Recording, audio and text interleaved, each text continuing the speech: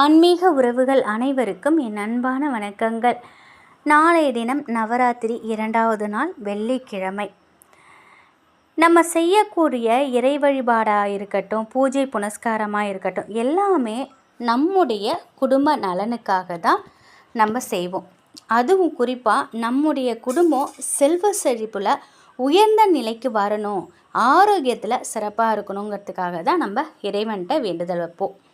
இப்போது நவராத்திரி தினத்தில், அதாவது நாளைய தினத்தில் இந்த ஒரு செடியை நம்ம வீட்டுக்குள்ளே கொண்டு வந்தோம் அப்படின்னா நம்முடைய செல்வ செழிப்பு பல மடங்கு உயரும். அது மட்டும் இல்லாமல் நம்முடைய ஆரோக்கியமும் மேம்படும்.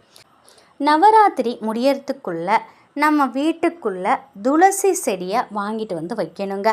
நிறைய பேர் வீட்டில் துளசி செடி இருக்கும். துளசி செடி இல்லை, எங்கள் வீட்டில் கிடையாது அப்படின்னு நினைக்கிறவங்க நவராத்திரி நாளாக பார்த்து ஒரு நாள் தேர்ந்தெடுத்துக்கோங்க. அது நாளைய நாள் வெள்ளிக்கிழமைங்கிறதுனால நாளைய தினம் நீங்கள் துளசி செடியை வாங்கி கொண்டு வந்து வளர்த்து வரதுங்கிறது ரொம்ப ரொம்ப விசேஷமானது. ஏன்னா வெள்ளிக்கிழமைங்கிறது மகாலட்சுமி தாயாருக்கு உரியது. மகாலட்சுமி தாயாருக்கும் பெருமாளுக்கும் உரிய இந்த துளசி செடியை வாங்கிறது நம்முடைய வீட்டிற்கு சுபிட்சத்தை தரும். வாங்கி வந்த செடியை அப்படியே ஒரு மூலையில் போட்டு வைக்கக்கூடாது. தினந்தோறும் அந்த செடிக்கு தண்ணீர் ஊற்றணும். தினமும் அந்த செடிக்கிட்ட ஒரு 2 நிமிஷமாவது பேசணும். நம்முடைய கஷ்டம் தீரணும் அப்படின்னா அந்த செடிக்கிட்ட நீங்கள் பேசணுங்க. உங்களுடைய பிரச்சனைகளை நீங்கள் நம்பிக்கையோடு சொன்னீங்கன்னா நிச்சயமாக அந்த செடி கேட்கும். செடியில், அந்த துளசி செடியில் வாசம் செய்யும் மகாலட்சுமி தாயாருக்கும் அது கேட்கும். மகாலட்சுமி உயிரோட்டத்தோடு உங்கள் வீட்டில் வளர்வதை நீங்கள் பார்க்கும்போது உங்களுடைய மனதிற்கு சந்தோஷமும் பிறக்கும். நவராத்திரி தினத்தில் துளசி செடிக்கு முன்னால் ஒரு தினமுமே விளக்கேற்றி வழிபடலாம். அதுவும் செவ்வாய் வெள்ளிக்கிழமையில் துளசி செடிக்கு விளக்கேற்றி வழிபாடு செய்கிறதுங்கிறது ரொம்ப ரொம்ப சிறப்பு. நீங்கள் கொலு வச்சுருந்தாலும் சரி, கொலு வைக்கலைனாலும் சரி, ஒரே ஒரு துளசி செடியை வாங்கி இந்த நவராத்திரியில் உங்கள் வீட்டில் வளர்த்து வாங்க. செல்வ செழிப்பு பல மடங்கு உங்களுக்கு உயரத் தொடங்கும். அதை நீங்களே கண்கூட பார்ப்பீங்க. செடி வாங்கக்கூடிய சூழ்நிலை இல்லை, எங்கள் வீட்டில் ஏற்கனவே செடி இருக்குது அப்படின்னு நினைக்கிறவங்க என்ன செய்யலாம், ஒரு வெள்ளி நாணயம் நீங்கள் வாங்கிக்கோங்க. அந்த வெள்ளி நாணயத்தில் மகாலட்சுமி விநாயகர் திருவுருவம் இருக்கிற மாதிரி பார்த்து வாங்கிக்கோங்க.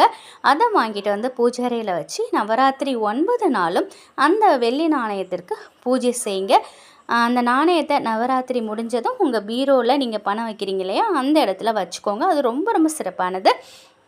இந்த வெள்ளி நாணயம் நவராத்திரி நாட்களில் உங்கள் வீட்டுக்குள்ளே வந்துடுச்சு அப்படின்னாலே மகாலட்சுமி தாயார் உங்கள் வீட்டுக்குள்ளே வருவதாக அர்த்தம். உங்களுடைய கஷ்டங்கள் எல்லாமே இன்றோட முடிஞ்சிருச்சு அப்படிங்கிறதும் அர்த்தம்.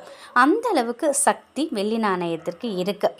வெள்ளி நாணயம் வாங்க முடியாத சூழ்நிலையில் கட்டாயம் நிறைய பேர் இருப்பீங்க. எங்களால் வெள்ளி நாணயம் வாங்க முடியாது அப்படின்னு நினைக்கிறவங்க, நீங்கள் துளசி செடியை உங்கள் வீட்டில் இருந்தாலும் பரவாயில்ல, நீங்கள் இன்னொரு துளசி செடி எடுத்துகிட்டு வந்து மகாலட்சுமி தாயாராக நினச்சி இந்த நவராத்திரி நாளில் நீங்கள் வணங்கிட்டு வாருங்க.